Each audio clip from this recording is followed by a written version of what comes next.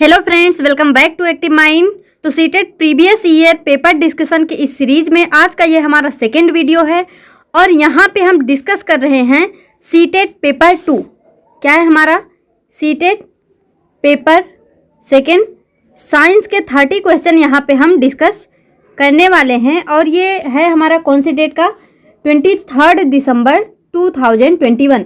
आप थंबनेल पे देख भी सकते हैं और उस अकॉर्डिंग देखिए 23 दिसंबर 2021। तो इस ईयर का जो है हम यहाँ पे प्रीवियस ईयर डिस्कस करने जा रहे हैं।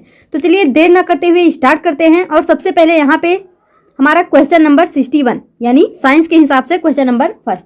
तो देखिए क्वेश्चन क्या है यहाँ पे, gall bladder of a patient was surgically removed. यानी एक पेशेंट है जिसका गॉल ब्लैडर जो है यानी पित्ताशय जो है वो रिमूव कर दिया गया, उसको निकाल दिया गया उसके शरीर से। Which of the following dietary advice would be helpful to him. मतलब उसको यहाँ पे कौन सी डाइटरी एडवाइस हेल्पफुल होगी। तो avoid high protein diet, avoid high salt content in food, avoid high fat food, avoid green leafy vegetables. तो चलिए इसको हिंदी में भी देख लीजिए, फिर मैं आपको बताती हूँ। किसी मरीज का पित्ताशय शल्य चिकित्सा द्वारा निकाल दिया गया, निम्न में से कौन सी आहार संबंधी सलाह उसके लिए मददगार होगी। उच्च प्रोटीन से बचना चाहिए, भोजन में नमक की उपयुक्त मात्रा से बचना चाहिए, या फिर उच्च वसायुक्त आहार से बचना चाहिए। तो यहाँ पे हमको बताना होगा कि जिसके पास गॉल ब्लैडर नहीं है, पित्ताशय नहीं है, तो यहाँ पे क्या होगा। तो देखिए फ्रेंड्स, मान लीजिए आपके शरीर में पित्ताशय है, तो आप सबसे पहले ये सोचिए कि वो क्या काम करता है। तो अगर पित्ताशय निकाल देंगे तो वो अपना फंक्शन नहीं कर पाएगा। तो यहाँ पे मेनली आपको क्या देखना है, यहाँ पे आपको देखना है कि पित्ताशय क्या काम करता है। तो जो पित्ताशय होता है यानी जो गॉल ब्लैडर होता है उसका क्या काम होता है, वसा के पाचन में महत्वपूर्ण भूमिका निभाना। यानी जो हमारा फैट डाइजेशन होता है, यहाँ पे सबसे मेन रोल जो होता है वो होता है हमारे गॉल ब्लैडर का। यानी फैट डाइजेशन में जो है हमारा गॉल ब्लैडर सबसे मेन इंपॉर्टेंट रोल जो है प्ले करता है। तो यहाँ पे क्या हो जाएगा, अगर गॉल ब्लैडर ही नहीं रहेगा तो फैट का डाइजेशन नहीं हो पाएगा। तो जायज़ सी बात है, अगर किसी भी मरीज के शरीर में पित्ताशय नहीं है तो उसको उच्च वसा युक्त आहार से बचना चाहिए। यानी अगर किसी के अंदर में पित्ताशय नहीं है तो हम उनको क्या सलाह देंगे, हम उनको यही सलाह देंगे कि आप जो है वसा युक्त आहार से बचिए। क्योंकि अगर पित्ताशय नहीं है तो फैट डाइजेशन होगा नहीं ठीक से। अगर पित्ताशय होता तो वो अपना काम करता। और पित्ताशय यहाँ पे किस तरह से यहाँ पे डाइजेशन करता है, जो फैट होता है, फैट के जो मॉलिक्यूल होते हैं उसको छोटे छोटे पार्ट में जो है ये डिवाइड करने का काम करता है। तो आई होप फ्रेंड्स आपको समझ आ गया होगा कि यहाँ पे क्या पूछ रहा। मेनली आपको फंक्शन पता होना चाहिए तो आप इसको इजिली कर सकते हैं। तो हमारा आंसर नंबर ऑप्शन नंबर 3 जो है वो राइट हो जाएगा। देखिए क्वेश्चन नंबर 62 क्या है, from among the following identify set of vitamins which are stored in liver and are not required by our body on everyday basis। यानी यहाँ पे मेनली पूछा जा रहा है कि कौन सा विटामिन है जो कि हमारे लीवर में स्टोर्ड रहता है और हमारे बॉडी को उसको डेली मतलब डेली बेसिस पे नीड नहीं होती है, मतलब कभी कभी आवश्यकता पड़ती है समय समय पर। मतलब ऐसा नहीं है कि डेली हमको उस विटामिन की ज़रूरत पड़े। तो यहाँ पे कौन से विटामिन है ये आपको बताने हैं। तो देखिए जो विटामिन ADE होता है, क्या होता है ADE। तो ADE जो विटामिन होता है ये क्या होता है, ये वसा में घुलनशील होता है, यानी फैट घुलनशील होता है, यानी फैट सॉल्युबल होता है। जो विटामिन ADE है ये वसा में घुलनशील होता है और ये जो होता है ये हमारे यकृत में क्या होता है, स्टोर्ड होता है। ये हमारे यकृत में क्या होता है, स्टोर्ड होता है, यानी हमारे लीवर में स्टोर्ड होता है और इसकी डेली बेसिस पे रिक्वायरमेंट नहीं होती हमारे बॉडी को। तो यहाँ पे क्या हो जाएगा, विटामिन ADE, इसको जो है आप याद रखना। नेक्स्ट क्वेश्चन है यहाँ पे हमारा, इसको हिंदी में भी आप पढ़ लीजिए। कौन सा विटामिन है जो कि यकृत में भंडारित रहते हैं और हमारे शरीर की दैनिक आवश्यकता नहीं है, यानी डेली बेसिस पे नहीं चाहिए होता है। तो वो है ADE जो कि फैट सॉल्युबल है।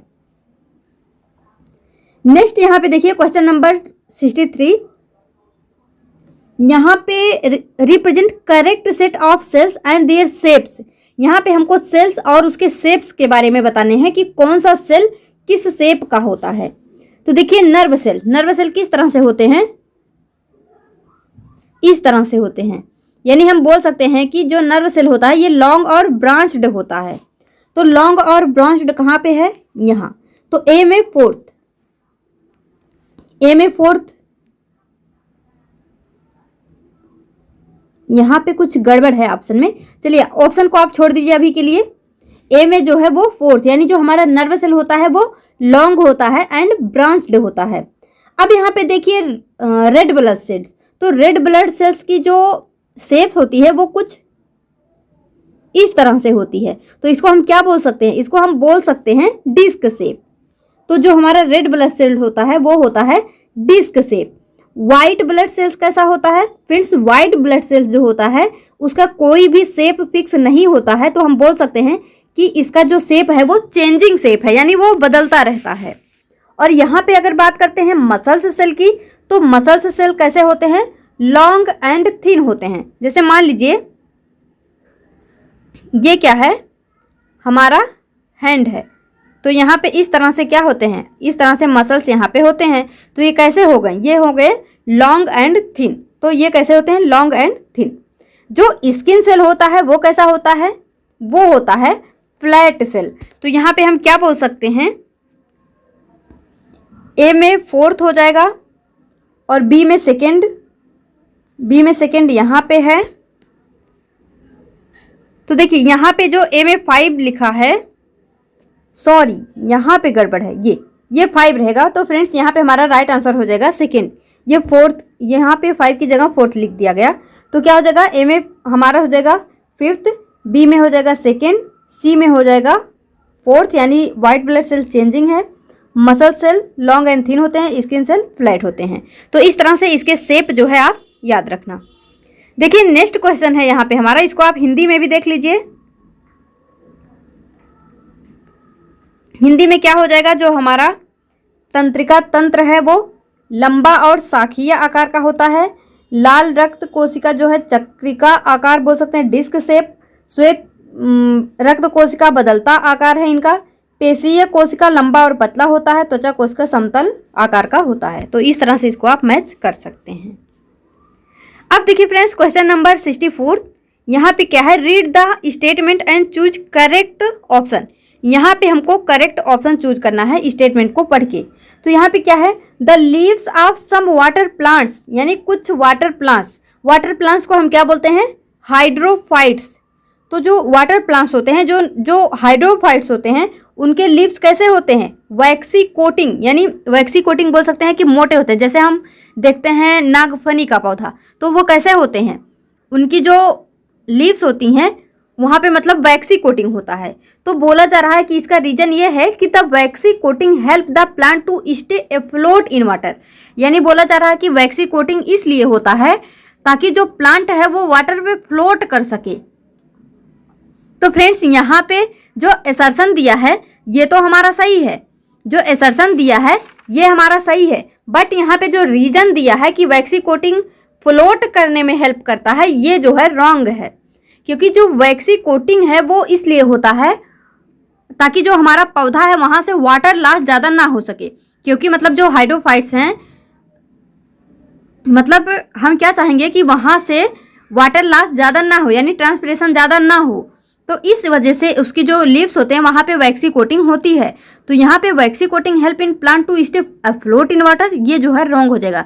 जबकि जो हमारा असर्शन है वो जो है ट्रू है, लेकिन जो रीजन दिया है वो जो है गलत दिया। अगर यहाँ पे बोलता कि वैक्सी कोटिंग जो होता है वो यहाँ पे क्या करता है, वो मतलब पौधों को पानी में गलने या सड़ने से बचाती है। जो वैक्सी कोटिंग होती है वो पौधों को पानी में गलने या सड़ने से बचाती है। तो अगर ये रीजन दिया होता तो सही हो जाता, लेकिन यहाँ पे क्या दे रहा है कि वो फ्लोट करने में हेल्प करती है। तो ये जो है रॉन्ग है। तो क्या हो जाएगा? ए इज करेक्ट बट और इज इनकरेक्ट। तो यहाँ पे हो जाएगा हमारा option number third, sorry option number third जो है हमारा राइट हो जाएगा। तो याद रखना जो वैक्सी कोटिंग होता है वो प्लांट को सड़ने गलने से, मतलब अब जैसे हमारा जो पौधा है वो पानी में रह रहा है तो वो जैसे सड़ने गलने ना पाए, इस वजह से यहाँ पे वैक्सी कोटिंग होती है।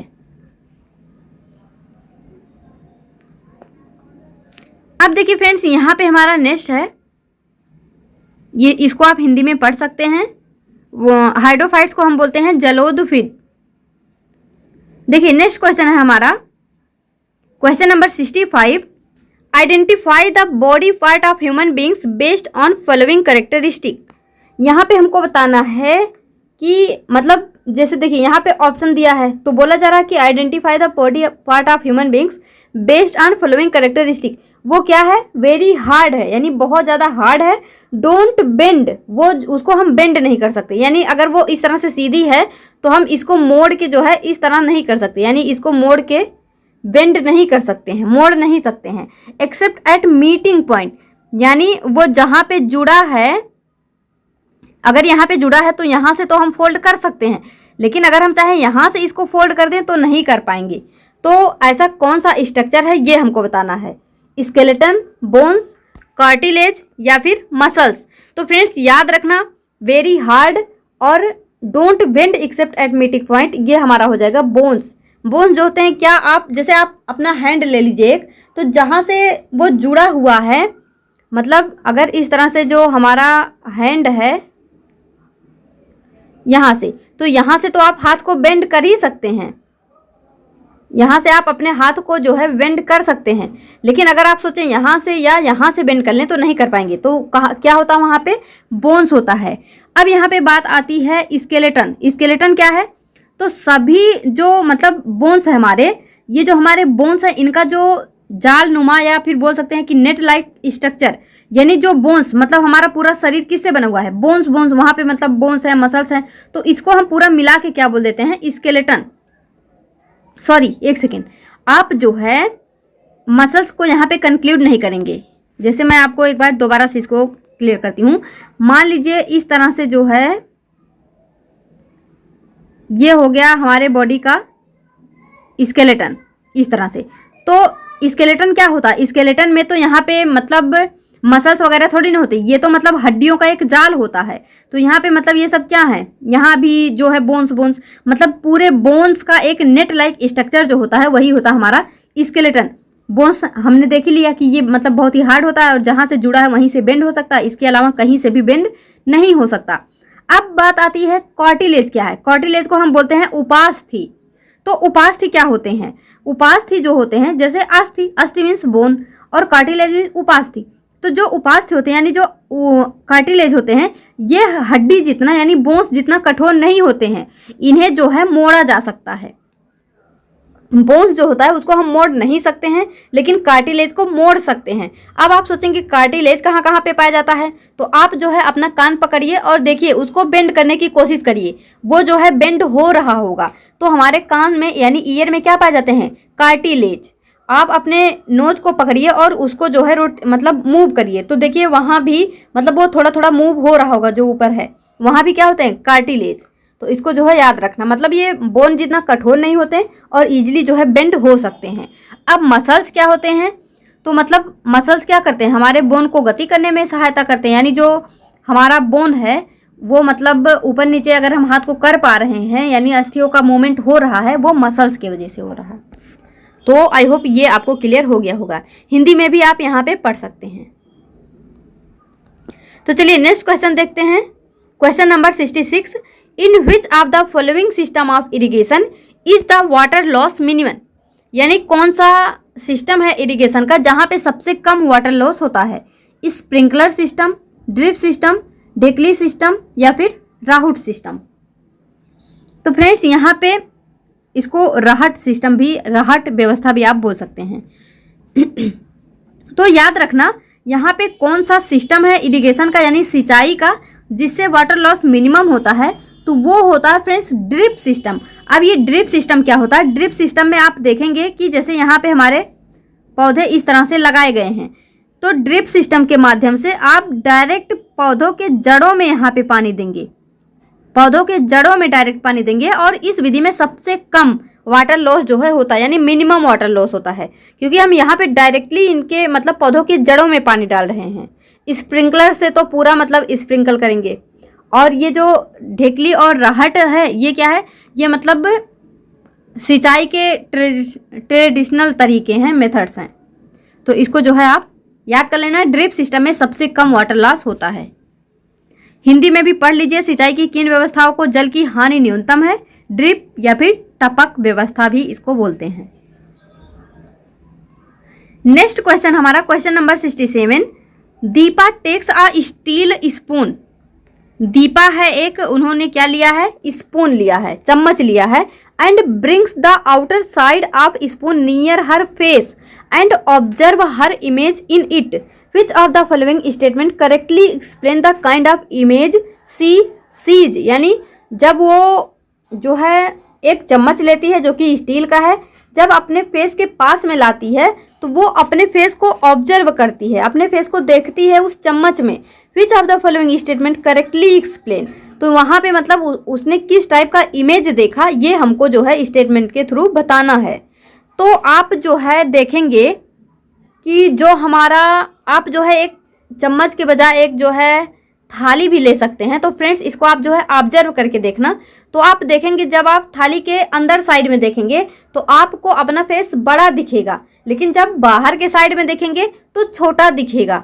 तो यहाँ पे आप याद रखना, जो कॉनकेव मिरर होता है वो इमेज को जो है बड़ा बनाता है। जैसे जैसे इमेज इसके पास आता जाएगा बड़ा बनता जाएगा।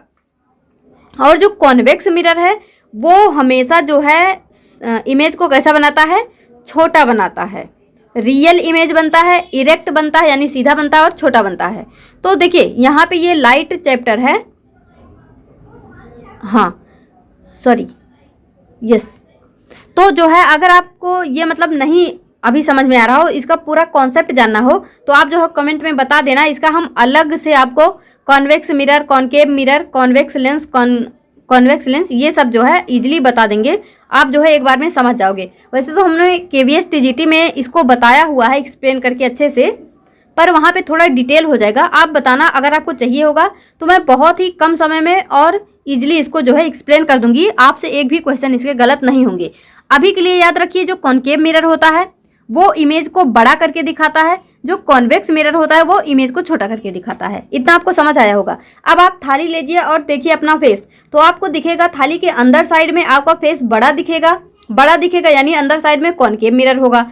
अगर छोटा दिखेगा तो कॉन्वेक्स होगा। तो बाहर में कॉन्वेक्स दिखता है, तो उसी तरह से वो चम्मच के आउटर साइड पे देख रही है यानी ऊपर की साइड पे। तो जैसी बात है यहाँ पे मिरर तो कॉन्वेक्स ही होगा, तो कॉन्वेक्स मिरर होगा, ठीक है। लेकिन अब यहाँ पे बात आती है साइज कैसे बनेगी। तो कॉन्वेक्स मिरर है वो हमेशा छोटी साइज बनाती है। तो यहाँ पे क्या हो जाएगा? Outer surface of spoon act like a convex mirror and form a diminished image. तो इसको जो है आप याद रख लेना। तो हिंदी में भी देख लीजिए, पढ़ लीजिए एक बार। आई होप आपने पढ़ लिया होगा। चलिए नेक्स्ट क्वेश्चन देखते हैं। यहाँ पे क्वेश्चन नंबर 68। यहाँ पे क्या दिया हुआ है? The table below lists the melting point of a few metals and alloys. Based on this table identify which material will be most suitable to be used in making the following electrical appliances. यहाँ पे हमको बताना है कि जो melting point, मतलब यहाँ पे देखिए यहाँ पे मेटल्स दिए गए हैं और यहाँ पे मेल्टिंग पॉइंट दिए गए हैं। हमको बताना है कि कौन सा कहाँ पे यूज होगा, कहाँ पे यूज हो सकता है। तो देखिए रूम हीटर एलिमेंट जो है वो कॉपर का बनता है, जबकि फ्यूज वायर एल्यूमिनियम का बनता है। रूम हीटर एलिमेंट नाइक्रोम का बनता है, जबकि fuse wire lead and tin का बनता है। Room heater element beryllium copper का बनता है, या फिर fuse wire lead and tin का बनता है, या फिर रूम हीटर एलिमेंट लेड का बनता है, फ्यूज वायर जो है ब्रास का बनता है। तो मेनली आपको बताना है कि रूम हीटर एलिमेंट किससे बनता है और फ्यूज वायर किससे बनता है। तो यहाँ पे आप देखेंगे कमरे के, मतलब रूम हीटर एलिमेंट बोल सकते हैं कि कमरे के हीटर के लिए जिसका जो मेल्टिंग पॉइंट है यानी जिसका गलनांक सबसे ज़्यादा होगा वो सर्वाधिक उपयुक्त होगा, यानी सबसे ज़्यादा अच्छा इसके लिए होगा। तो रूम हीटर एलिमेंट के लिए सबसे अच्छा क्या होगा? जिसका गलनांक सर्वाधिक होगा। अब यहाँ पे आप देख लीजिए सर्वाधिक गलनांक किसका है। तो आप यहाँ पे देखेंगे 1150 यानी नाइक्रोम का जो है 1150 यानी सबसे हाई मेल्टिंग पॉइंट है।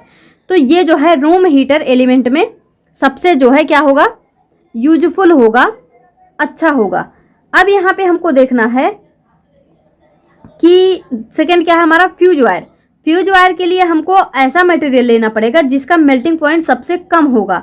तो सबसे कम मेल्टिंग पॉइंट किसका है, लेड एंड टिन का। तो यहाँ पे क्या हो जाएगा, जो हमारा रूम हीटर एलिमेंट है वो नाइक्रोम का बनेगा, जबकि जो फ्यूज वायर है वो लेड एंड टिन का बनेगा। तो आई होप ये आपको समझ आया होगा। रूम हीटर एलिमेंट के लिए सबसे हाई मेल्टिंग पॉइंट का यहाँ पे मेटल लेंगे, जबकि फ्यूज वायर के लिए सबसे लो मेल्टिंग पॉइंट का मेटल यहाँ पे लेंगे। हिंदी में भी आप इसको देख सकते हैं। देखिए नेक्स्ट क्वेश्चन हमारा question number 69। Two object A and B are immersed in water and their weights are measured using a spring balance. The following table is based on the reading obtained. यहाँ पे हमको क्या करना है, which of the following value could complete the table correctly. यहाँ पे हमको table को जो है करेक्टली क्या करना है, फिल करना है, कंप्लीट करना है। तो यहाँ पे हमको ये x Q Y Z इनकी वैल्यू जो है बतानी है। तो वैल्यू आ जाएगा तो हम ऑप्शन को मैच कर लेंगे। लेकिन सबसे पहले देखिए यहाँ पे क्या दिया है, ऑब्जेक्ट है, ऑब्जेक्ट ए है, ऑब्जेक्ट बी है, ठीक है। अब यहाँ पे बोला जा रहा है कि जो ऑब्जेक्ट बी है उसका वेट जो है एयर में कितना है, 80। जो वेट है ऑब्जेक्ट का वाटर में कितना है, 55। वेट ऑफ वाटर डिस्प्लेस्ड कितना है, बी का 5 है। और force of up thrust acting on object कितना है, 10 है। अभी तक आपको इसमें कुछ नहीं समझ आया होगा। तो देखिए इसके कल के वीडियो में भी हमने आपको बताया था कि जब भी यहाँ पे ये मतलब अप थ्रस्ट फोर्स यानी बायरेंट फोर्स की बात आती है तो वहाँ पे आपको याद आना चाहिए आर्किमिडीज प्रिंसिपल। तो आर्किमिडीज प्रिंसिपल ने क्या कहा, अप थ्रस्ट बल जो है, अप थ्रस्ट बल हमने आपको बताया था। मान लीजिए ये कोई लिक्विड है, यहाँ पे कोई ऑब्जेक्ट आप डालते हैं, तो जब किसी ऑब्जेक्ट को किसी लिक्विड में आप डुबोएंगे तो आप देखेंगे इस पे ऊपर की तरफ एक बल लगेगा। जो बल लगता है उसी को हम बोलते हैं up thrust force, up thrust force. और ये जो अप थ्रस्ट फोर्स है वो किसके इक्वल होता है, वो होता है weight of liquid displaced, weight of liquid displaced. यानी जो अपथ्रस्ट बल है वो कितना लिक्विड डिस्प्लेस हुआ है उसका वेट कितना है उसके बराबर होता है। तो अब देखिए जो अपथ्रस्ट फोर्स है और वेट ऑफ लिक्विड है वो क्या होता है, इक्वल होता है। तो यहाँ पे force of thrust acting on object 10 दिया है, तो यहाँ पे वाटर डिस्प्लेस्ड कितना वाटर डिस्प्लेस्ड होगा, यहाँ भी 10 हो जाएगा। यानी जो हमारा y है उसकी वैल्यू कितनी आ जाएगी, 10 आ जाएगी। चलिए देखिए जो हमारा अपथ्रस्ट फोर्स होता है वो डिस्प्लेस्ड लिक्विड के इक्वल होता है। तो अगर इसकी वैल्यू 10 है तो इसकी वैल्यू भी क्या हो जाएगी, 10 हो जाएगी। अगर इसकी वैल्यू 5 है तो इसकी भी वैल्यू क्या हो जाएगी, 5 हो जाएगी। यानी y की वैल्यू 10 और जो यहाँ पे हमारा z है उसकी वैल्यू 5। ये दोनों आपको क्लियर हो गया होगा, क्योंकि जो जितना लिक्विड डिस्प्लेस्ड हो रहा है या फिर उस पर जितना बायरेंट फोर्स लग रहा है दोनों इक्वल होते हैं, इसलिए यहाँ भी 10, यहाँ भी 10, यहाँ भी 5, यहाँ भी 5। अब यहाँ पे आपको देखना है, यहाँ पे y जो है 10 आ गया। तो देखिए वेट ऑफ लिक्विड डिस्प्लेस्ड और wait of object in water, यानी जो ऑब्जेक्ट है जिसको हम डुबा रहे हैं, जैसे यहाँ पे a है तो a का वेट जो है वाटर में कितना है और जब उसको डुबोया जा रहा है तो वहाँ से कितना वाटर जो है या फिर लिक्विड जो है डिस्प्लेस हो रहा, दोनों का सम यानी 55 + 10, दोनों का सम क्या होता है, wait of object in air. तो यहाँ पे 55 + 10 क्या हो जाएगा, 65। तो उसी तरह से यहाँ भी होगा, अगर यहाँ पे 80 है, यहाँ पे 5 है, तो यहाँ पे क्या होना चाहिए, 75। तभी तो 75 + 5 = 80 होगा। तो आई होप ये आपको समझ में आया होगा। तो क्या हो जाएगा, x की वैल्यू 65, q की वैल्यू 75, x की वैल्यू 65, q की वैल्यू 75, y की वैल्यू 10 और z की वैल्यू 5। यहाँ पे हमारा हो जाएगा ऑप्शन नंबर 3। तो ये जो है यहाँ पे हमारा राइट आंसर हो जाएगा।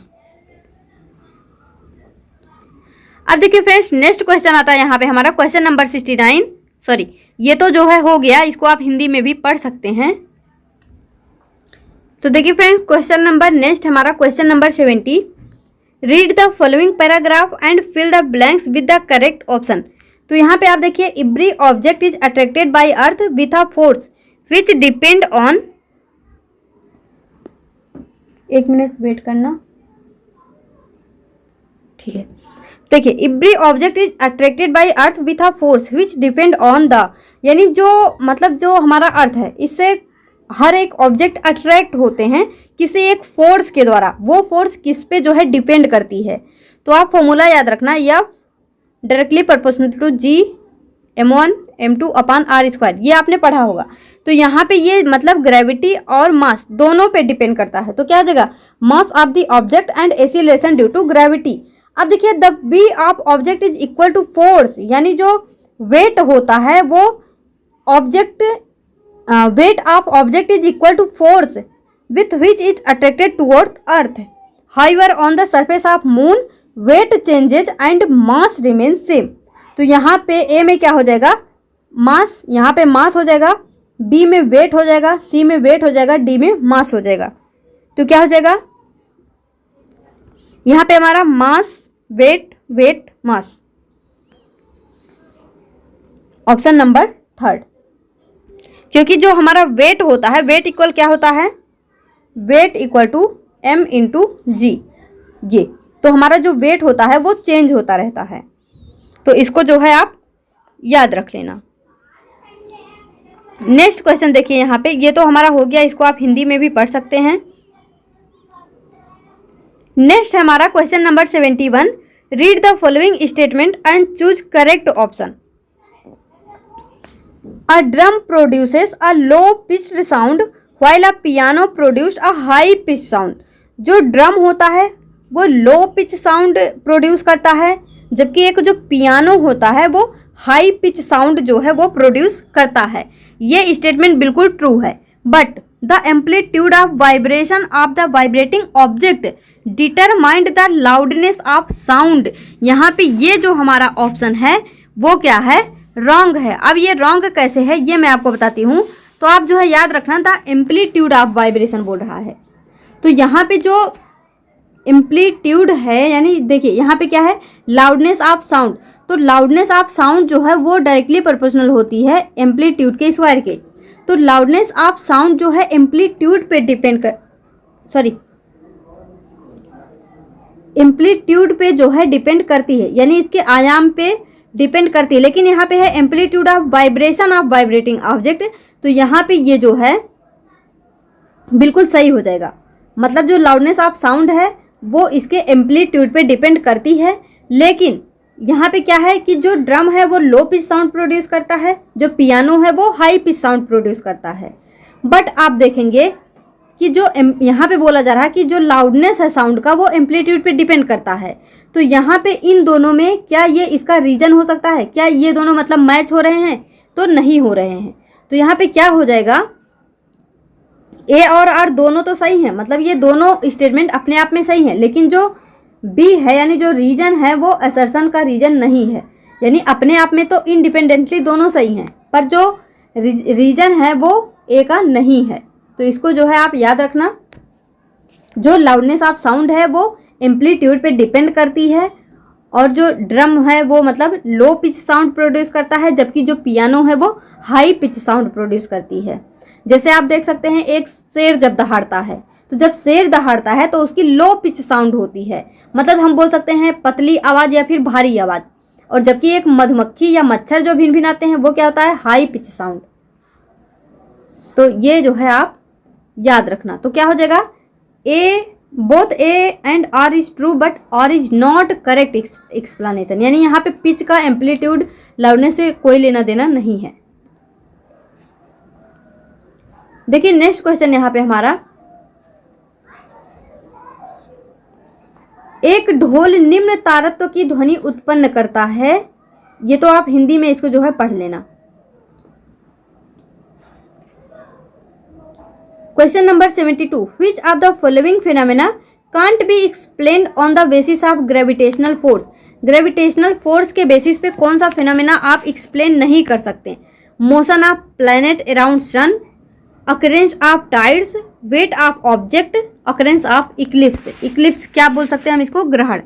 तो आप देखेंगे कि जो ग्रेविटेशनल फोर्स होता है उसके वजह से सन जो है मतलब सन के around different different planet motion करते हैं, गति करते हैं। जो ज्वार भाटा आता है यानी जो टाइड्स क्या होता है? ज्वार भाटा। तो ज्वार भाटा का आना भी ग्रेविटेशनल फोर्स का ही एक मतलब उसके ही बेस पे होता है। जो वेट ऑफ ऑब्जेक्ट है वो भी इस पे डिपेंड करता है। लेकिन जो अकरेंस ऑफ इक्लिप्स है यानी जो ग्रहण का होना होता है वो गुरुत्वाकर्षण बल के आधार पे नहीं समझा सकते हम। ग्रहण तो कब होता है? जब सूर्य जो है चंद्रमा और पृथ्वी के सीध में आ जाता है, तो इस वजह से ग्रहण होता है। तो यहाँ पे ग्रेविटेशनल फोर्स से हम अकरेंस ऑफ इक्लिप्स को नहीं समझा सकते। तो इसको जो है आप हिंदी में भी पढ़ लेना। नेक्स्ट क्वेश्चन देखिए यहाँ पे, 4 balls are thrown with same force on different type of surface. On which surface type would the balls travel the maximum distance? यानी जो है 4 बॉल है वो थ्रो किया गया, उसको फेंका गया सेम फोर्स से, मतलब समान बल लगाया गया डिफरेंट डिफरेंट सरफेस पे। तो बोला जा रहा है किस पे जो बॉल है वो सबसे ज़्यादा मैक्सिमम डिस्टेंस ट्रेवल करेगी, स्केटिंग रिंग्स पे या फिर सी बीच पे या फिर सीमेंटेड रोड पे या फिर वुडन टाइल्स पे। तो यहाँ पे हो जाएगा स्केटिंग रिंग। स्केटिंग रिंग क्या होता है? यहाँ पे ये बर्फ से बने होते हैं, मतलब आइस से बने होते हैं। जो आइस होता है यहाँ पे इसका जो फ्रिक्शन होता है वो क्या होता है? फ्रिक्शन यहाँ पे लो होता है। जबकि सी बीच, सीमेंटेड रोड, वुडन टाइल्स ये क्या होते हैं? इसका फ्रिक्शन जो होता है ज़्यादा होता है। तो फ्रिक्शन ज़्यादा है तो वहाँ पे वो मतलब थोड़े डिस्टेंस तक जो है ट्रेवल करेगा, उसके बाद रुक जाएगा। लेकिन जब वहाँ पे कोई फ्रिक्शन है ही नहीं, मतलब लेस फ्रिक्शन है, कम फ्रिक्शन है, तो वो जो बॉल है वो ज़्यादा दूर तक जो है ट्रेवल करती करती चली जाएगी। तो जहाँ पे फ्रिक्शन कम वहाँ पे ज़्यादा डिस्टेंस वो कवर करेगा। तो स्केटिंग रिंग यहाँ पे राइट आंसर हो जाएगा। इसको आप हिंदी में भी पढ़ लीजिए। विभिन्न प्रकार की सतहों पर 4 गेंदों को एक समान बल से फेंका गया तो किस सतह पे यहाँ पे मतलब अधिकतम दूरी तय करेगी। नेक्स्ट है हमारा, a iron blade is dropped into a bluish solution. यानी एक आयरन ब्लेड है जिसको ब्लूइश सोल्यूशन में डुबोया जाता है। After about half an hour the colour of solution is found to have change to green and brown colour deposit is observe on the nail. Based on this information which are the following can you conclude. यहाँ पे ये बोला जा रहा है कि एक जो है ब्लेड है और कैसा है? आयरन ब्लेड है। आयरन ब्लेड है तो हम बोल सकते हैं Fe है। इसको क्या किया जा रहा है? ब्लूइश सोल्यूशन में जो है डुबोया जा रहा। तो यहाँ पे ये ब्लूइश सोल्यूशन मतलब कॉपर सल्फेट, ये कैसा होता है? ब्लू होता है। तो ये जो है यहाँ पे इससे रिएक्शन करेगा तो क्या बनाएगा? यहाँ पे ये बनाएगा FeSO4। ये कैसा होता है? ये होता है ग्रीन, इसको हम बोलते हैं फेरस सल्फेट। और यहाँ पे क्या बनता है? Cu। ये कैसा होता है? ब्राउन कलर का। तो यहाँ पे क्या हो जाएगा? ये Cu जो है ब्राउन कलर का है। तो वही हमसे पूछा जा रहा है कि brown colour deposit it observe on it based on this information which can you conclude. तो देखिए green coloured solution is copper sulphate. तो कॉपर सल्फेट तो ब्लू है तो ये रॉन्ग हो जाएगा। Blue coloured solution is iron sulphate. अब यहाँ पे आयरन सल्फेट को ब्लू बता रहा है, ये भी रॉन्ग हो जाएगा। Brown deposit on the blade is copper, बिल्कुल सही। ये जो कॉपर है ये कैसा है? ब्राउन है। तो ये जो ब्राउन डिपॉजिट हुआ है ब्लेड पे वो कैसा है? कॉपर है। नेक्स्ट आप देखेंगे यहाँ पे brown deposit on blade is rust, iron. तो ये नहीं है। क्या हो जाएगा हमारा? Third, the brown deposit on the blade is copper. और यहाँ पे हिंदी में भी आप इसको पढ़ सकते हैं। उसके बाद नेक्स्ट क्वेश्चन देखिए, क्वेश्चन नंबर 75 यहाँ पे। तो क्वेश्चन है हमारा, naphthalene balls that are use to repel moths and other insect are obtain from. जो नेफ्थलीन बॉल होता है, जो नेफ्थलीन की बॉल्स मीन्स यहाँ पे गेंदें होती हैं, तो जो गोले होती हैं बोल सकते हैं, वो मोथ्स को और अदर इंसेक्ट को रिपेल करती हैं। तो बोला जा रहा है कि बेसिकली मतलब जो नेफ्थलीन है वो किससे प्राप्त किया जाता है? कोल तार, कॉक, यूकेलिप्टस ट्रीज या फिर टर्पेंटाइन।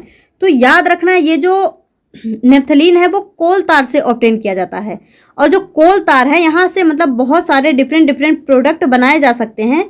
जैसे कि यहाँ पे हमारा सिंथेटिक कलर्स हो गए, विस्फोटक हो गए, और प्लास्टिक पेंट्स हो गए, फोटोग्राफिक सामग्री हो गई, इन सब चीज़ों में जो है कोल तार का यूज किया जाता है। तो उसी तरह से जो नेफ्थलीन बॉल्स है वो भी किससे प्राप्त किया जाता है? कोल तार से। तो इसको जो है आप हिंदी में जो है पढ़ लीजिए ध्यान से। नेक्स्ट है हमारा question number 76।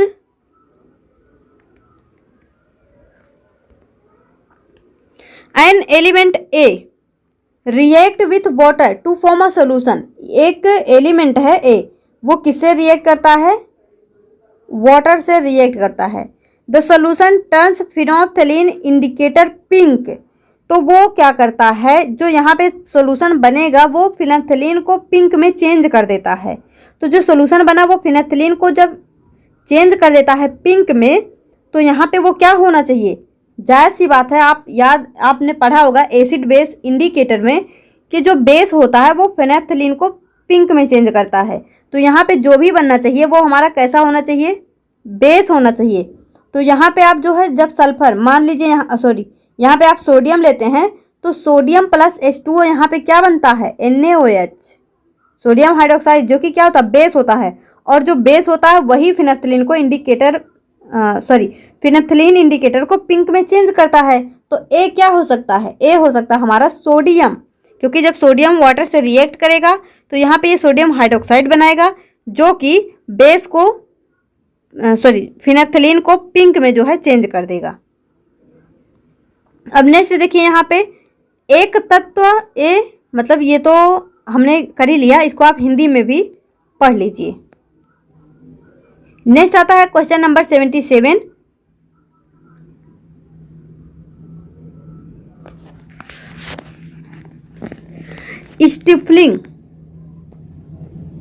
Stippling is applied to prevent the emergence of silk moth and preserve the silk for long time of period in the form of cocoon. Ahimsa silk is the silk gathered after silk moth emerge from the cocoon. अब इसको हिंदी में भी पढ़िए। रेशम के कीड़े को बाहर निकलने से रोकने और रेशम को कृमि को, जिसको कोकून बोल रहे हैं, कोकून के रूप में लंबे समय तक सुरक्षित रखने के लिए कुचलने की विधि अपनाई जाती है। तो ये जो है बिल्कुल सही है ये स्टेटमेंट, कि मतलब वो वहाँ पे लंबे समय तक रुके रहें, वहाँ से ना निकलें, उसके लिए यहाँ पे हम क्या अपनाते हैं? कुचलने की विधि अपनाते हैं। ठीक है।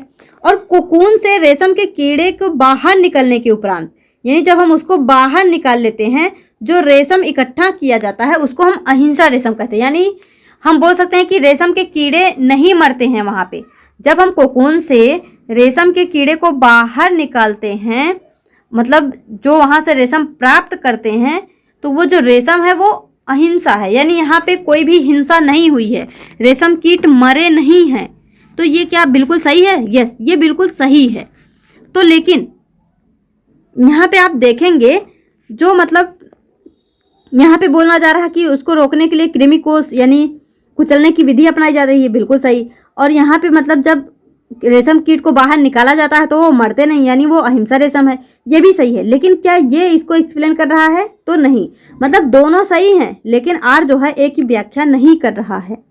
तो देखिए यहाँ पे जो रेशम के कीड़े होते हैं उसमें मतलब हम वो जब एडल्ट में नहीं चेंज हुए रहते हैं, उसके पहले हम जो कोकून होता है उसको धूप में रख देते हैं, या फिर पानी में उसको उबाल दिया जाता है, या फिर भाप में रखा जाता है। तो इसमें जो होता है, जो रेशम के फाइबर होते हैं वो अलग हो जाते हैं, और जो हमारा सिल्क मोथ होता है यानी जो रेशम का कीट होता है वो जीवित रहता है। तो इसको जो है आप याद रखना, दोनों ही सही है, पर ये इसको एक्सप्लेन नहीं कर रहा। नेक्स्ट हमारा question number 78। When an acid react with a base, which of the following is produced? जब एक एसिड जो है बेस से रिएक्ट करता है तो क्या बनता है? तो याद रखना, एसिड प्लस बेस, पिछले वीडियो में भी मैंने आपको बताया था, यहाँ पे बनता है salt plus water plus heat, यहाँ पे हीट भी बनता है। तो केवल सॉल्ट एंड वाटर मत लगा देना, यहाँ पे हो जाएगा सॉल्ट वाटर एंड हीट। तो ये तो न्यूट्रलाइजेशन रिएक्शन है। पिछले वीडियो में इसके एग्जाम्पल हमने देखे थे न्यूट्रलाइजेशन रिएक्शन के, और यहाँ पे न्यूट्रलाइजेशन रिएक्शन ही पूछ लिया है, हिंदी में भी पढ़ लेना। नेक्स्ट देखिए to which of the following can the wilting of plant be attributed to, यानी जो प्लांट मुरझा जाते हैं वो किसकी वजह से? एक्सेसिव ट्रांसपिरेशन, यानी वहाँ से बहुत ज़्यादा ट्रांसपिरेशन, बहुत ज़्यादा वाष्पोत्सर्जन हो जाए, या फिर एक्सेसिव फोटोसिंथेसिस, बहुत ज़्यादा प्रकाश संश्लेषण हो जाए, या फिर बहुत ज़्यादा वाटर एब्जॉर्ब हो जाए, या फिर बहुत ज़्यादा मिनरल एब्जॉर्ब हो जाए। तो यहाँ पे प्लांट कब मुरझाएंगे? आप देखेंगे गर्मियों के सीजन में सुबह सुबह तो पौधे जो है हरे भरे रहते हैं, लेकिन शाम तक वो क्या हो जाते हैं? मुरझा जाते हैं। तो क्यों? क्योंकि धूप बहुत तेज होती है, और जब धूप तेज होती है तो ट्रांसपिरेशन बहुत ज़्यादा होता है। तो यानी यहाँ पे क्या होता है? एक्सेसिव ट्रांसपिरेशन, और इसी के वजह से जो हमारे पौधे होते हैं वो विल्ट कर जाते हैं, मुरझा जाते हैं। हिंदी में भी पढ़ लेना, किसी पौधे का मुरझाना किसके कारण होता है? अत्यधिक वाष्पोत्सर्जन के द्वारा। अब यहाँ पे देखिए,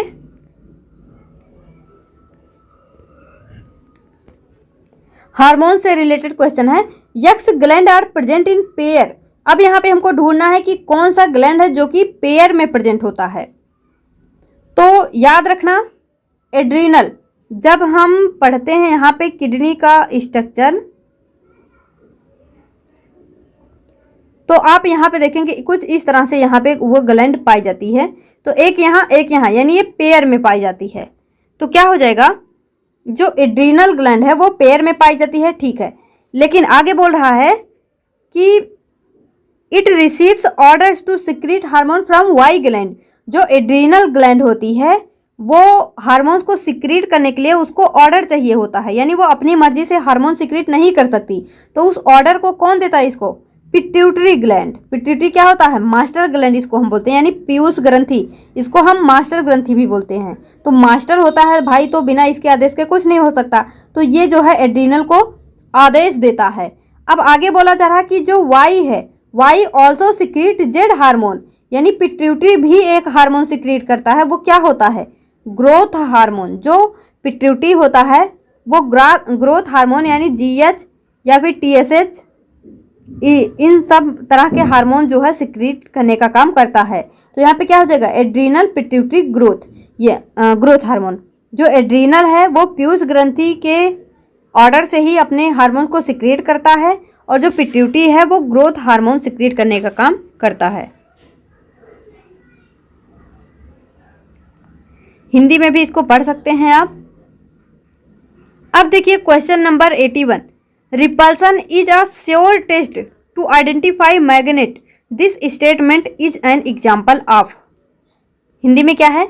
चुंबक को पहचानने के लिए विकर्षण, विकर्षण एक निश्चयी कटौती है। विकर्षण क्या है? रिपल्सन।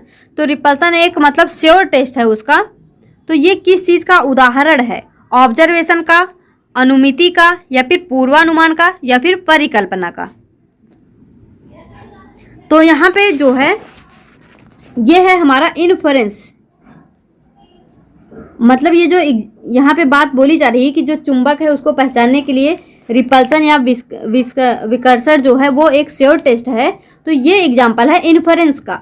अब आप सोचेंगे ये इन्फरेंस, ऑब्जर्वेशन, ये सब क्या है? तो देखिए सबसे पहले यहाँ पे हम देखते हैं अनुमान लगाना, यानी किसी भी चीज़ का अनुमान लगाना, उसको हम क्या बोल सकते हैं? तो जो अनुमान, यानी हम जब भी कोई चीज़ देखते हैं, जब हम कोई चीज़ देखते हैं या फिर उसको ऑब्जर्व करते हैं, तो वहाँ पे हम कुछ अपना तर्क लगा के कुछ निष्कर्ष निकालते हैं वहाँ से। तो ये जो निष्कर्ष निकाला जा रहा है उसी को हम क्या बोल देते हैं? कि हम मतलब अनुमान लगा रहे हैं। मतलब किसी भी चीज़ को देख के अपने तर्क के, अपने बुद्धि विवेक से जब भी हम कोई निष्कर्ष निकालते हैं तो हम बोलते हैं कि इसको हम बोलते हैं अनुमान लगाना। किसी भी चीज़ को देख के अपना तर्क लगा के कुछ निष्कर्ष निकालना, ये हो गया हमारा इन्फरेंस। तो हम बोल सकते हैं कि जो अनुमान है किसी वस्तु या घटना का मतलब अवलोकन की एक व्याख्या है। हमने जो भी कोई चीज़ देखा उसको हमने अपने तर्क के हिसाब से एक्सप्लेन कर दिया, तो यानी वो इन्फरेंस हो गया। अब ये अवलोकन क्या है? तो फ्रेंड्स अवलोकन जो है वो विज्ञान का एक मतलब फंडामेंटल प्रोसेस है, जो कि मतलब जो वैज्ञानिक होते हैं हमारे, जो बड़े बड़े खोज करते हैं, उसका एक आधार क्या है? अवलोकन। यानी वो किसी भी चीज़ को खोजते हैं तो उसके पहले मतलब कुछ देखते हैं। जब वो किसी भी चीज़ को देखते हैं यानी अवलोकन करते हैं, ऑब्जर्व करते हैं, तो उसके बेस पे जो है वो कुछ नई चीज़ों को खोजते हैं। तो हम बोल सकते हैं कि अवलोकन जो है वो किसी भी साइंटिस्ट के लिए, उनके रिसर्च के लिए एक बेस होता है। अब ये पूर्वानुमान क्या है? तो पूर्वानुमान पहले ही पता चल रहा, पूर्व मीन्स पहले, अनुमान मीन्स अनुमान लगाना, यानी पूर्वानुमान में हम मतलब किसी भी विषय के बारे में अनुमान लगा लेते हैं, यानी मतलब हम उसके निष्कर्ष पे नहीं पहुंचते, हम उसके निष्कर्ष पे पहुंचने से पहले ही अनुमान लगा लेते हैं कि ये चीज़ ऐसे ऐसे हुआ होगा। लेकिन परिकल्पना की अगर बात करें तो परिकल्पना क्या होता है? परिकल्पना में हम विषय वस्तु के बारे में कल्पना करके, मतलब किसी भी जो विषय वस्तु है कोई भी चीज़, तो उसके बारे में पहले कल्पना करते हैं, इमेजिन करते हैं, उसके बाद निष्कर्ष निकालते हैं। तो क्या हो गया? पूर्वानुमान में निष्कर्ष पर पहुंचने से पहले ही हम अनुमान लगा लेते हैं, और जो परिकल्पना है यहाँ पे हम पहले कल्पना करते हैं फिर निष्कर्ष की ओर बढ़ते हैं। तो आई होप ये आपको जो है समझ में आ गया होगा। नेक्स्ट है हमारा according to NCF 2005 position paper on teaching of science which of the following is not true about science. यहाँ पे हमको बताना है कि जो साइंस है हमारा, यहाँ पे उसके विषय में क्या सही नहीं है। Predictive and explanatory power of science help in understanding system of nature. Science is completely objective and value neutral. ये क्वेश्चन जो है इसके पिछले वीडियो में भी आया था कि जो साइंस है वो कंप्लीटली ऑब्जेक्टिव है और इसका कोई भी वैल्यू नहीं है, यानी ये मूल्य रहित है। तो फ्रेंड्स ये गलत है, मतलब साइंस का कोई भी मूल्य नहीं है हमारे जीवन में, ये कैसे हो सकता है? तो यही हमारा जो है गलत है, यहाँ पे नॉट ट्रू पूछा भी है। आगे पढ़ लीजिए, साइंस है द पोटेंशियल टू बी इमेंसिपेटिव और ऑपरेसिव, बेनिफिशियल और हार्मफुल, यानी यहाँ पे सब कुछ हो ही सकता है बिल्कुल। The methodology of science and it's demarcation from other fields is a matter of philosophical debate. Hindi में पढ़ लीजिए एक बार इसको। विज्ञान की भविष्यवाची और समझ की क्षमता प्रकृति के रेखीय तंत्र को समझने के लिए उत्तम है। विज्ञान पूर्णतः विषम परक और मूल्य उदासीन है, तो ये गलत है, मूल्य उदासीन नहीं है विज्ञान। विज्ञान में स्वाधीन होने की, अवसादी होने की, लाभदायक हानिकारक होने की क्षमता है, बिल्कुल। विज्ञान में प्रयोग की जाने वाली विधि दूसरे क्षेत्र में प्रयोग की जाने वाली विधियों के बीच का अंतर दार्शनिक स्तर पर जो है बहस का मुद्दा है, तो ठीक है। अब यहाँ पे नेक्स्ट है हमारा क्वेश्चन नंबर 83। बोला जा रहा है कि inclusion of socio scientific issue in curriculum is helpful in elucidating the nature of science. Understanding science is useful to making inform decision in daily life. इसका हिंदी पढ़िए कि जो हमारा पाठ्यचर्या में सामाजिक वैज्ञानिक मुद्दों का सम्मिलन, यानी यहाँ पे हम क्या बोल रहे हैं कि पाठ्यचर्या में सामाजिक वैज्ञानिक मुद्दों का सम्मिलन विज्ञान की प्रकृति को स्पष्ट करने में मददगार है। क्या है? स्पष्ट करने में मददगार है। विज्ञान की समझ दैनिक जीवन में सुविचारित निर्णय लेने में उपयोगी है। तो क्या हो गया? ये बिल्कुल सही है। लेकिन जो विज्ञान में सामाजिक वैज्ञानिक मुद्दों का सम्मिलन है वो प्रकृति को स्पष्ट करता है, ठीक है, और विज्ञान की समझ दैनिक जीवन में सुविचार निर्णय लेने में उपयोगी है, लेकिन क्या ये इसको जो है एक्सप्लेन कर रहा है? तो नहीं। मतलब दोनों स्टेटमेंट अपने आप में सही हैं, पर ये इसको जो है एक्सप्लेन नहीं कर रहा। दोनों अपने आप में इंडिपेंडेंट हैं, ये इस पर किसी भी तरह से निर्भर नहीं है। तो यहाँ पे क्या जगह? ऑप्शन नंबर, दोनों सही है लेकिन व्याख्या नहीं करता, ऑप्शन नंबर सेकेंड, ये हो जाएगा हमारा राइट आंसर। नेक्स्ट है हमारा question number 84। Which of the following method can't be adapted to assess skill learner in science classroom. यानी यहाँ पे बोला जा रहा है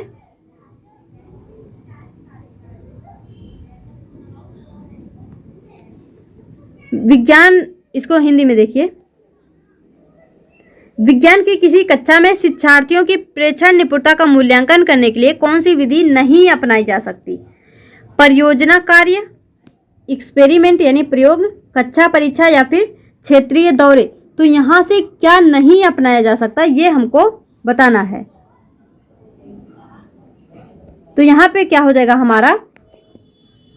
कक्षा परीक्षा यानी क्लास टेस्ट।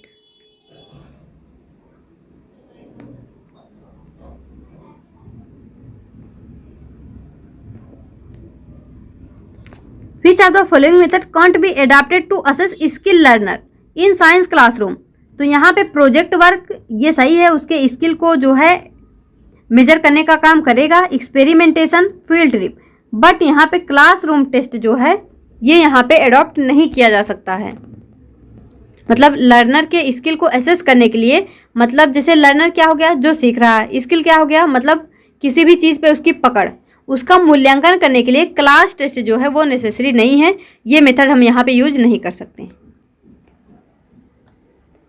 नेक्स्ट हमारा विज्ञान की किसी कक्षा में शिक्षार्थियों की प्रेक्षण निपुणता, अच्छा ये तो हो गया।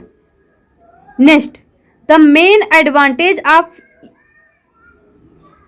Using ICT resource for teaching of topic atom and molecule could be to help in, यानी जो हमारा ICT है यानी इंफॉर्मेशन कम्युनिकेशन टेक्नोलॉजी है, बोला जा रहा है कि जब हमको पढ़ाना हो एटम एंड मॉलिक्यूल तो वो किस तरह से यहाँ पे हेल्प कर सकती है। डिस्कसिंग इन्फॉर्मेशन, यानी हम वहाँ से इसके बारे में इंफॉर्मेशन निकाल लेंगे, या फिर breaking the monotony of class, मतलब क्लास की मोनोटोनी को तोड़ने के लिए यूज़ करेंगे, या फिर विजुअलाइजिंग माइक्रोस्कोपिक फिनोमेना, या फिर रिड्यूसिंग टीचिंग बर्डन, मतलब इसलिए ताकि हम टीचिंग बर्डन जो है उसको रिड्यूस कर सकें।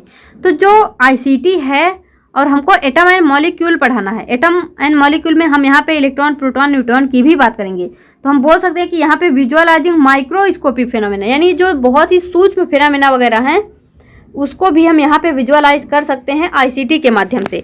तो यहाँ पे ये जो है ये रॉन्ग हो जाएगा, ये हमारा जो है राइट आंसर हो जाएगा। नेक्स्ट है हमारा, ये तो हो गया, हिंदी में पढ़ लेना आप। A democratic science teaching learning environment doesn't Intel, जो डेमोक्रेटिक साइंस टीचिंग लर्निंग है, डेमोक्रेटिक मीन्स हम क्या बोलते हैं यहाँ पे, लोकतांत्रिक। तो यहाँ पे डज नॉट इंटेल, यहाँ पे जो है क्या जो है वांछनीय नहीं है। शेयरिंग एक्सप्रेशन ऑफ आइडिया, मतलब यहाँ पे आप अपने आइडियाज या एक्सप्रेशन शेयर नहीं कर सकते हैं, तो ऐसा तो नहीं है। यहाँ पे हम अपने आइडियाज़ को एक्सप्रेस कर सकते हैं, शेयर कर सकते हैं, ये तो सही है। रिस्पेक्ट फॉर डाइवर्सिटी, यानी हमारे क्लास में बहुत सारे डाइवर्सिटी है, अलग अलग मतलब कल्चर के बच्चे हैं, तो हमको तो उसकी रिस्पेक्ट करनी चाहिए। अब यहाँ पे शेयर्ड रिस्पॉन्सिबिलिटी फॉर लर्निंग, यानी अधिगम में मतलब जो हम लर्निंग कर रहे हैं वहाँ पे बोल सकते हैं कि शेयर्ड रिस्पॉन्सिबिलिटी होनी चाहिए, ये भी सही है। But teacher authority, teacher authority means क्या हो जाएगा, शिक्षक का प्रभुत्व, यानी शिक्षक ही सब कुछ, शिक्षक ही सब कुछ हो जाए ऐसा हम नहीं चाहेंगे। यानी यहाँ पे क्या है, डेमोक्रेटिक साइंस टीचिंग लर्निंग है, यानी यहाँ पे बोल सकते हैं कि लोकतांत्रिक है। तो अगर लोकतांत्रिक है तो यहाँ पे शिक्षक का ही प्रभुत्व कैसे हो सकता है, यानी टीचर अथॉरिटी ही कैसे हो सकती है। तो ये हमारा जो है रॉन्ग हो जाएगा, यानी राइट आंसर हो जाएगा। इसको आप हिंदी में भी देख सकते हैं। नेक्स्ट है हमारा question number 87, which of the following is most desirable practice to be adopted by a teacher for introducing the topic friction. अगर हमको यहाँ पे फ्रिक्शन टॉपिक पढ़ाना है तो सबसे मोस्ट डिजायरेबल प्रैक्टिस क्या हो जाएगा, listing sharing information about the concept, यानी जो कॉन्सेप्ट है उसके लिए लिस्ट शेयर कर दो इंफॉर्मेशन की, या फिर डिफाइनिंग द टर्म फ्रिक्शन, यानी फ्रिक्शन क्या है ये टर्म डिसाइड कर दो, या फिर उससे रिलेटेड टेक्स्ट पढ़ लो, या फिर एक्सप्लोरिंग स्टूडेंट एग्जिस्टिंग आइडियाज। तो ये हमारा जो है राइट आंसर हो जाएगा कि स्टूडेंट के दिमाग में पहले से जो आइडियाज हैं उसको जो है आप और एक्सप्लोर करिए फ्रिक्शन को लेके। तो ये जो है एक्सप्लोर वाला हमारा सबसे बेस्ट ऑप्शन हो जाएगा। तो ये हमारा हो गया, हिंदी में पढ़ लेना। नेक्स्ट है question number 88, Sajiya ask student to compare the root of grass with other weeds and write the difference between them, which of the following process skill is involve in that task. यानी यहाँ पे हम क्या बोल रहे हैं कि साजिया जो है वो विद्यार्थियों से ये बोलती है कि घास ले लो आप, मतलब ग्रास, और अदर वीड्स मतलब और अलग जो खरपतवार हैं उनको, उनके बीच में डिफरेंस लिखो। तो यहाँ पे वो क्या चाह रही है, मतलब बच्चों में क्या चीज़ का डेवलपमेंट हो। तो जब यहाँ पे हम बच्चे जो है ग्रास है और अदर कोई वीड्स वगैरह है कुछ भी है, तो सबसे पहले क्या करेंगे, क्लासीफाई कर लेंगे डायरेक्ट, या फिर इन्फ्रेंस निकालेंगे, या प्रेडिक्ट कर लेंगे। नहीं, सबसे पहले वो जो है इसको मतलब इस घास को और जो अदर खरपतवार हैं इनको अच्छे से ऑब्जर्व करेंगे, यानी टीचर चाह रही है कि बच्चे का ऑब्जर्वेशन स्किल जो है वो मजबूत हो, अच्छा हो, यानी बच्चा जो है चीज़ों को बारीकियों से देख सके, समझ सके। तो क्या हो जाएगा, ऑब्जर्विंग यहाँ पे हमारा राइट आंसर हो जाएगा। नेक्स्ट है हमारा, ये तो हो गया। Question number 89, scientific attitude is related to which of the following, believe in cause and effect relationship, willingness to put in hard work, potential to memorise, willingness to spend more time in laboratory. तो यहाँ पे scientific attitude में आप क्या बोलना चाहेंगे कि मतलब हार्ड वर्क करने में विश्वास रखो, या फिर चीज़ों को याद रखने की क्षमता हो आप में, या फिर ज़्यादातर टाइम लेबोरेटरी में आप एक्सपेंड करिए। तो ये सब हमारे रॉन्ग हो जाएंगे। यहाँ पे है साइंटिफिक एटीट्यूड में क्या होना चाहिए, believe in cause and effect relationship, मतलब कोई भी चीज़ हो रहा है तो क्यों हो रहा है, उसके होने से क्या हो रहा है, ये सब, मतलब कोई भी चीज़ के होने के पीछे कारण क्या है, फिर उसका इफेक्ट क्या है। यानी हम बोल सकते हैं कि believe in cause and effect relationship यहाँ पे हमारा राइट आंसर जो है हो जाएगा। इसको हिंदी में पढ़ लीजिए एक बार। क्वेश्चन नंबर 90 है, which among the following is incorrect about science. हमको साइंस के बारे में बताना है कि यहाँ पे जो है कौन सा इनकरेक्ट ऑप्शन है। Science is a particular way of looking at nature, मतलब साइंस क्या है कि प्रकृति को देखने का एक खास तरीका है। Science is rapidly expanding body of knowledge, यानी बहुत ही तेजी से एक्सपेंड करने वाला, मतलब बॉडी नॉलेज का एक बॉडी है, निकाय है। या फिर science is an interdisciplinary area of learning, या science is always an independent enterprise. जो साइंस होता है वो हमेशा स्वतंत्र होता है, क्या ऐसा कुछ है, या फिर प्रकृति को देखने का एक तरीका है। तो यहाँ पे हमसे क्या पूछा जा रहा, इनकरेक्ट। तो फ्रेंड्स यहाँ पे जो दिया है कि विज्ञान हमेशा स्वतंत्र रहता है, ये हमारा यहाँ पे क्या हो जाएगा, रॉन्ग हो जाएगा। विज्ञान हमेशा जो है स्वतंत्र नहीं होता। तो विज्ञान के बारे में क्या क्या आप बोल सकते हैं कि जो विज्ञान होता है प्रकृति को देखने का एक खास तरीका है, बिल्कुल सही। विज्ञान ज्ञान का तेजी से विस्तार करने वाला निकाय, यानी ये जो है हमारा science is rapidly expanding body, यानी विज्ञान जो है ज्ञान का तेजी से भंडार करने वाला निकाय है, बिल्कुल सही है। विज्ञान सीखने का एक अंतः विषय क्षेत्र है, ये भी सही है। लेकिन विज्ञान जो है इंडिपेंडेंट है, तो ये गलत है। जो हमारा विज्ञान है वो तर्कशीलता, सृजनशीलता, यानी हम बोल सकते हैं कि रीजनिंग, जहाँ पे हमारी रीजनलिटी जो है यूज हो, क्रिएटिविटी यूज हो, इन सब चीज़ों को बढ़ावा देने का काम करता है। तो यहाँ पे ये इंडिपेंडेंट इंटरप्राइज नहीं होगा, ये हमारा जो है रॉन्ग यानी सही हो जाएगा, क्योंकि यहाँ पे हमसे इनकरेक्ट पूछा है। तो ये यही हमारा इनकरेक्ट है। आई होप फ्रेंड्स आपको ये सारी बातें, सारे कॉन्सेप्ट समझ में आए होंगे। जो पीडागोगी होती है ना, थोड़ी सी अजीब होती है, मतलब हमको कई बार लगता है कि ये नहीं ये सही है, ये नहीं ये सही है, ये सही है, क्यों सही है, ऐसे क्वेश्चन आते हैं दिमाग में। पर इसका मैंने आपको बताया ना कि इसका मतलब कोई कॉन्सेप्ट ऐसा नहीं है कि आप जो है ये 10 लाइन पढ़ लीजिए यहाँ से जो है बन जाएंगे, ऐसा नहीं है। आपको यहाँ पे अपनी बेसिक अंडरस्टैंडिंग लगानी ही पड़ेगी। तो आपको वीडियो कैसा लगा, आप जो है कमेंट बॉक्स में अपना फीडबैक देना मत भूलिएगा। इस वीडियो में यहीं तक, मिलेंगे अपने नेक्स्ट वीडियो में, तब तक के लिए all the best, be happy, be positive.